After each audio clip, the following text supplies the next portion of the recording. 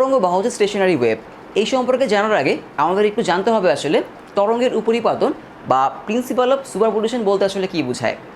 আমরা জানি কোনো তরঙ্গ আসলে একটা এনার্জিকে সামনের দিকে নিয়ে যায়, তাই না? এখন এই যে সামনের দিকে নিয়ে যাচ্ছে, তার জন্য কিন্তু তরঙ্গের কী লাগে, একটা মিডিয়াম লাগে বা মাধ্যম লাগে। এখন যদি কোনো একটা পার্টিকেলের উপর বা কোনো একটা মিডিয়ামে একসাথে দুইটা তরঙ্গ আসে, তখন কি হবে? তখন দুইটা তরঙ্গ মিলে একটা ঠিক নতুন একটা তরঙ্গ তৈরি করবে। যেমন আমরা ভেক্টরের ক্ষেত্রে জানি যে এটা হচ্ছে আমার একটা এ ভেক্টর, আর এটা যদি একটা বি ভেক্টর হয়, তাহলে এ ভেক্টর আর বি ভেক্টর হচ্ছে ও পয়েন্টে কাজ করছে, তাই না? মানে দুইটা ফোর্স ধরলাম, এ একটা ফোর্স, বি একটা ফোর্স, তারা হচ্ছে এই ও পয়েন্টে কাজ করছে। তাহলে কি হবে? তাদের যে রেজাল্টেন্ট সেটা একটা কাজ করবে কোন দিকে? সেটা কাজ করবে এই বরাবর কোথাও। তার মানে কি আসলে এ ভেক্টর আর বি ভেক্টর, এই দুইটা ভেক্টর মিলে একটা নতুন ভেক্টর তৈরি করলো, এবং এই নতুন ভেক্টরটা হচ্ছে এ ভেক্টর আর বি ভেক্টরের কি রেজাল্টেন্ট বা লব্ধি।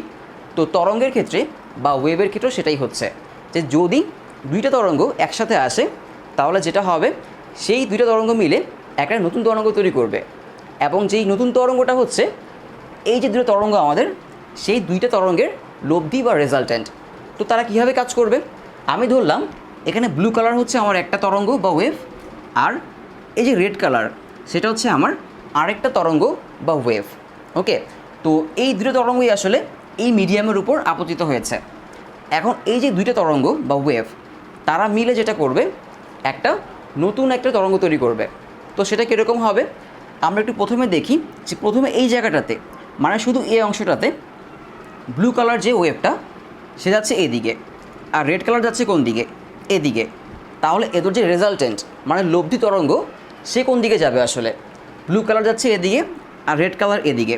কিন্তু আমরা একটু খেয়াল করলে দেখব রেড কালার থেকে ব্লু কালারের অ্যাম্প্লিটিউড বা বিস্তার কি একটু বেশি, তাই না? তার মানে ওদের যে রেজাল্টেন্ট সে আসলে একটু ব্লু কালারের দিকে সরে যাবে। তার মানে এইখানে তরঙ্গটা যাবে একটু এদিকে। ওকে, কারণ এখান থেকে রেড কালার থেকে ব্লু কালারের অ্যাম্প্লিটিউড বা বিস্তার একটু বেশি। ওকে, আচ্ছা, এবার সামনের দিকে আসি। এইখানটায় যদি আসি, এই জায়গাটাতে মানে এই প্লেসটাতে, তাহলে দেখব ব্লু কালার আর রেড কালার তারা কিন্তু একই দিকে কাজ করছে, তাই না? একই দিকে, কিন্তু ব্লু কালার একটু বেশি আর রেড কালার কি একটু কম। তাহলে যেটা হবে ওদের রেজাল্টেন্ট এদিকেই যাবে, কিন্তু একটু কম যাবে আর কি। ওকে, আচ্ছা, এখানে দেখি যে এখানে রেড কালার ব্লু কালার একই দিকে কাজ করছে, তাই না? মানে রেড কালার ব্লু কালার একই দিকে। আমরা ভেক্টরের ক্ষেত্রে কি জানি? দুইটা ভেক্টর যদি একই দিকে কাজ করে, এটা যদি এ ভেক্টর আর এটা যদি বি ভেক্টর হয়, তারা যদি একই দিকে কাজ করে, ওদের রেজাল্টেন্ট কী হইতো? যে আর ইকুয়াল টু হচ্ছে এ প্লাস বি, যেটা ছিল ওদের ম্যাক্সিমাম রেজাল্টেন্ট মানে সর্বোচ্চ লব্ধি, তাই না? আচ্ছা, তো এবার আমরা আসি এখানে যে এখানে রেড কালার আর ব্লু কালার একই দিকে কাজ করছে। তো দুইটা তরঙ্গ বা ওয়েভ মিলে এইখানে খুব বড় একটা তরঙ্গ তৈরি করবে, কারণ তারা দুজন একই দিকে কাজ করছে। তো এখন এই যে তাদের লব্ধি বা রেজাল্টেন্ট সেই দিকে চলে আসবে এবং বেশ বড় একটা তরঙ্গ তৈরি করবে। এখানেও সে বড় তরঙ্গ তৈরি করবে, কারণ এখানেও কি, এখানেও রেড আর ব্লু একই দিকে যাচ্ছে। ওকে, এখন যদি এখানে আসি, এখানে কিন্তু রেড আর ব্লু আবার কি হয়ে গেছে? অপোজিট হয়ে গেছে। তার মানে এখানে কিন্তু আর তাদের যে রেজাল্টেন্ট সে কিন্তু আর বড় অ্যাম্প্লিটিউড মানে বড় বিস্তার যুক্ত তরঙ্গ তৈরি করতে পারবে না। তো এখানে এসে আবার তাদের যে অ্যাম্প্লিটিউড সে কী হয়ে যাবে? তাদের যে রেজাল্টেন্ট সে হচ্ছে আবার ছোট হয়ে যাবে। ওকে, আচ্ছা, তো এই যে ব্ল্যাক কালার, এই ব্ল্যাক কালারটা হচ্ছে ওদের রেজাল্টেন্ট বা হচ্ছে কি লব্ধি। ওকে, আচ্ছা, তার মানে তরঙ্গ বা ওয়েভ আসলে ভেক্টরের মতোই কী করে? রেজাল্টেন্ট তৈরি করে। যদি দুইটা তরঙ্গ বা তার থেকে বেশি তরঙ্গ একসাথে আসে, তারা সবাই মিলে একটা ভেক্টর রেজাল্টেন্ট তৈরি করে। ওকে, আচ্ছা, তো এটা আমরা শিখলাম হচ্ছে আমাদের স্থির তরঙ্গ বা স্টেশনারি ওয়েভ পড়ার জন্য। স্টেশনারি ওয়েভ হচ্ছে ঠিক সেরকমই একটা ওয়েভ, কিন্তু এইখানটাতে এই যে দুইটা ওয়েভ ব্লু কালার আর রেড কালার, তাদের অ্যাম্প্লিটিউড, টাইম পিরিয়ড, তারপর হচ্ছে ওয়েভলেন্থ মানে তরঙ্গ দৈর্ঘ্য সব কিছু সমান ছিল না। ওকে, এজন্য তারা এক জায়গায় কী হচ্ছে, এক জায়গায় একই দিকে কাজ করছে আর এক জায়গায় অপোজিট ডিরেকশানে কাজ করছে। ক্লিয়ার? কিন্তু স্টেশনারি ওয়েভ বা হচ্ছে আমাদের স্থির তরঙ্গে যেটা হবে, দুইটা ওয়েভ কাজ করবে কিন্তু তাদের ওয়েভলেন্থ, অ্যাম্প্লিটিউড মানে বিস্তার সব সমান। ওকে, এবং তারা অপোজিট ডিরেকশানে কাজ করবে। এই যে রেড কালার যেটা, সেটা যাচ্ছে এই পাশ থেকে আসছে। ওকে, আর ব্লু কালার যেটা, সেটা হচ্ছে এই পাশ থেকে ওই দিকে যাচ্ছে। তো একটা জিনিস খেয়াল করে দেখো, তারা কিন্তু সব জায়গায় কি অপোজিট ডিরেকশানে কাজ করছে। ওকে, তারা সব জায়গায় অপোজিট ডিরেকশানে কাজ করছে। তো তাদের যে রেজাল্টেন্ট সেটা কি হবে, সেটা একদম এই লাইন বরাবর চলে যাবে,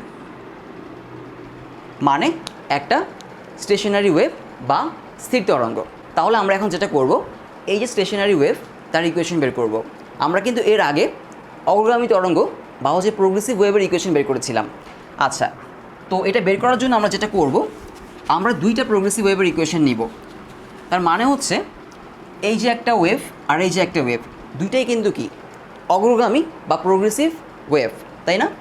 তো আমরা লিখব হচ্ছে y1 equal to a sine 2π/λ vt minus X, y2 equal to a sine 2π/λ vt plus X. মানে এই যে দুটো তরঙ্গ, তাদের সব কিছু কিন্তু সমান, মানে অ্যাম্প্লিটিউড সমান, তারপর তরঙ্গ দৈর্ঘ্য সবই সমান। এখন যদি আমি এদের রেজাল্টেন্ট নেই, তাহলে কি পাবো আমরা? এই স্ট্যাটিক ওয়েভের বা হচ্ছে এই স্টেশনারি ওয়েভের কী পাবো? ইকুয়েশন পাবো। তো আমি যেটা করব, আমি লিখবো হচ্ছে y equal two y1 plus y2, মানে এই যে দুটো ইকুয়েশন আমি প্লাস করব। ওকে, তো আমি লিখবো হচ্ছে equal to a sine 2π/λ vt minus x plus a sine 2π/λ vt plus x. Okay, এটা প্লাস করে দিলাম। এখন এখান থেকে আমরা কি করতে পারি? এ কমন নিতে পারি, তাই না? এই যে এ, এই যে এ, কিন্তু আমরা কিন্তু এটা কমন নিতে পারবো না, কারণ এটা vt মাইনাস এক্স, এটা কিন্তু vt প্লাস এক্স। ওকে, সো আমরা এখান থেকে এ কমন নিব। এ যদি কমন নেই তাহলে এরকম হয়ে যাবে, এই যে এটা মুছে দিই, মুছে দিয়ে আমি এখানে একটা সেকেন্ড ব্র্যাকেট দিই। ক্লিয়ার? মানে আমরা এখান থেকে এই কমন নিয়ে নিলাম। এখন যে কাজটা করব, আমরা ফর্মুলা অ্যাপ্লাই করব, sine C plus sine D. Sine C plus sine D formula কি? যদি ত্রিকোণমিতি পড়ে থাকো তাহলে অবশ্যই এই ফর্মুলার সাথে পরিচিত। Sine C plus sine D কী হবে? এটা 2 sine C plus D by 2, okay, cos C minus D by 2। তো এখানে আমার সি হচ্ছে এইটা, এটা হচ্ছে আমাদের সি, আর এটা হচ্ছে আমাদের ডি। ওকে, সো আমরা এখানে sine C plus sine D apply করবো এরকমভাবে। তো কী আসবে দেখো, ইকুয়াল টু হবে আমাদের A 2 sine C plus D by 2, তাই না? সি প্লাস ডি বাই 2, তার মানে আমরা এইটা আর এটা প্লাস করব। এখন চিন্তা করে দেখো, এইটা আর এটা যদি আমি প্লাস করি তাহলে কিন্তু 2π/λ আর 2π/λ কমন আসবে, মানে এরকম হবে 2π/λ, ভিতরে আসবে vt minus x plus vt plus x divide 2। ওকে, মানে সি প্লাস ডি ডিভাইড 2, এই 2টা হচ্ছে এই 2টা, আর 2π/λ হচ্ছে কী করলাম আমরা? এখান থেকে কমন নিলাম। ওকে, এবার হচ্ছে cos c minus D by 2 করবো। তো সেক্ষেত্রেও কিন্তু আমার 2π/λ কমন আসবে।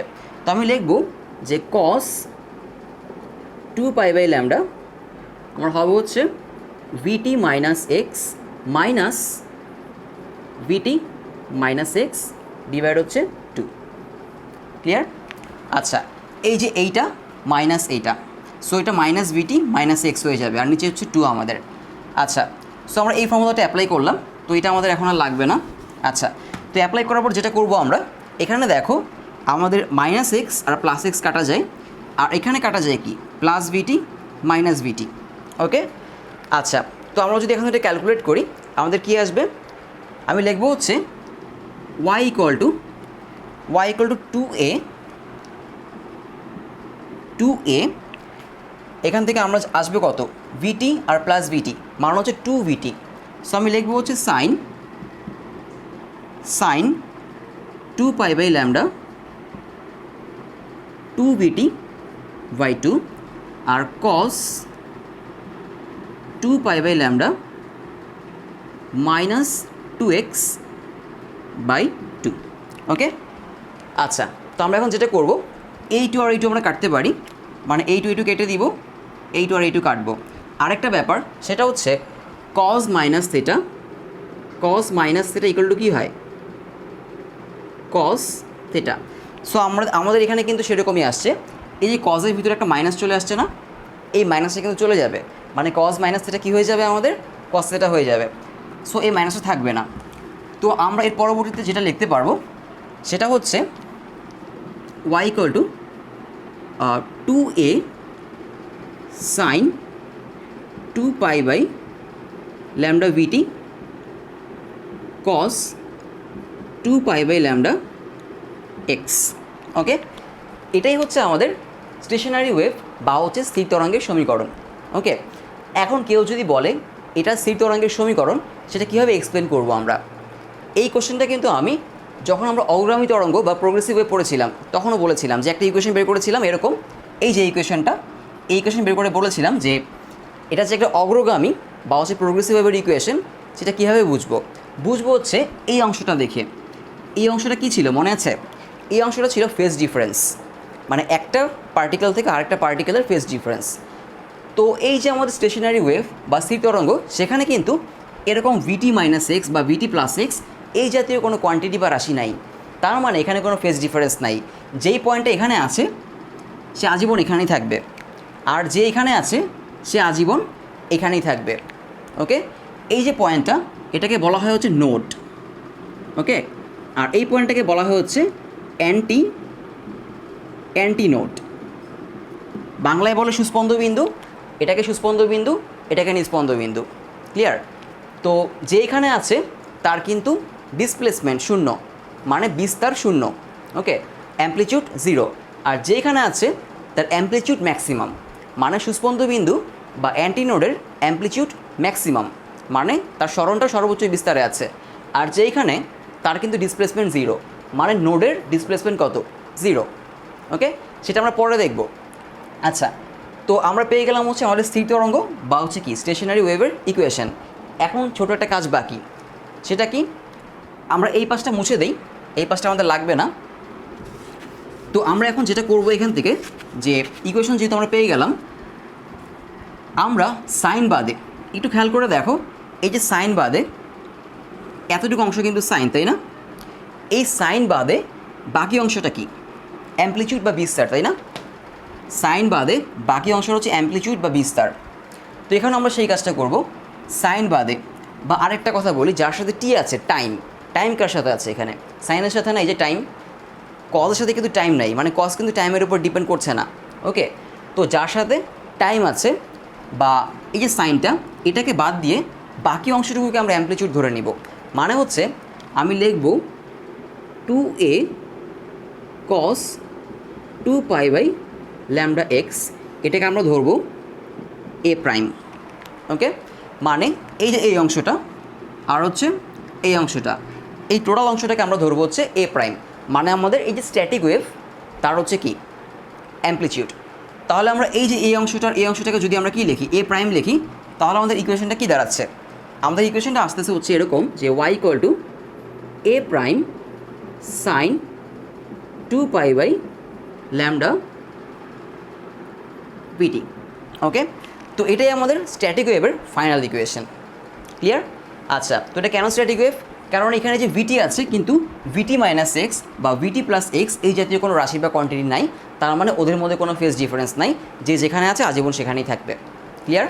আচ্ছা, আমাদের নেক্সট কাজ খুবই গুরুত্বপূর্ণ, সেটা হচ্ছে অ্যান্টিনোড আর নোড, কখন নোড তৈরি হবে এবং কখন অ্যান্টিনোড তৈরি হবে, মানে কখন সুস্পন্দ বিন্দু কখন নিস্পন্দ বিন্দু তৈরি হবে, আমরা সেটা কন্ডিশন বের করব। ক্লিয়ার? আর এই যে এটা করলাম, এটা কিন্তু খুবই গুরুত্বপূর্ণ। পরীক্ষায় যেটা করবে, মানে এক্সামে যেটা করবে, এরকম দুটো ইকুয়েশন দিবে। আমরা এর আগে একটা ম্যাথ করেছি না প্রোগ্রেসিভ ওয়েভের, সেখানে কিন্তু একটা ইকুয়েশন দেওয়া ছিল। তো ওই রকম তোমাকে দুইটা প্র্যাকটিক্যাল ইকুয়েশন দিবে, প্র্যাকটিক্যাল ইকুয়েশন দিয়ে বলবে তারা এই দুইটা ইকুয়েশন যে স্ট্যাটিক ওয়েভ তৈরি করে তার ইকুয়েশনটা বের করে দেখাও, বা এই দুইটা ইকুয়েশন মিলে যে ওয়েভটা তৈরি হয় তার ইকুয়েশন বের করে দেখাও। আমরা এরকম ম্যাথ করবো, কোনো সমস্যা নেই, ক্রিয়েটিভ পার্টে করবো বা এটার পরেই করবো। আচ্ছা, তো এখন যেটা করব যে অ্যান্টিনোট আর নোট, কখন অ্যান্টিনোট হবে কখন নোট বের হবে তার একটা কন্ডিশন আমরা বের করব।